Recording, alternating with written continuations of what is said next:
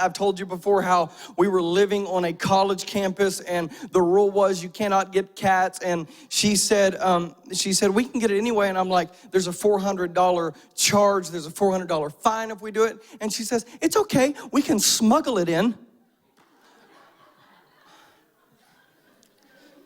So as the man of the house, of course, I put my foot down and we ended up with not one cat, but 2 cats. Oh, hallelujah. This was not on the college campus, whenever we moved into our house though, and we had these little devils, little cats running around, wake me up from my deep sleep. That was a gift from the Lord.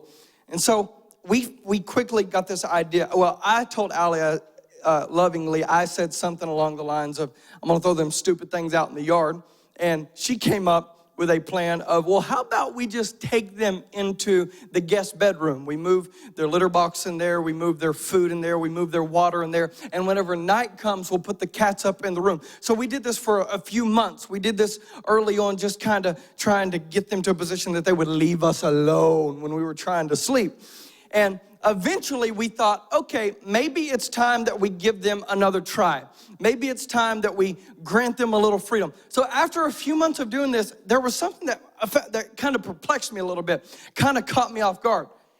After they quit crying through the night and we opened the door back up and let them roam free, every night at the time that we would be taking them to the room, they would take themselves to the room.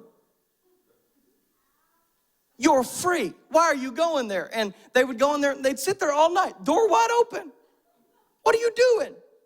They had grown so accustomed to bondage that they didn't even think about leaving.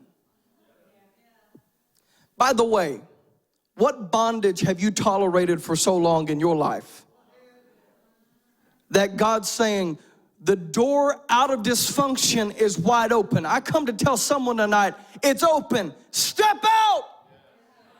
The door out of what's been hindering you is now open. Step out.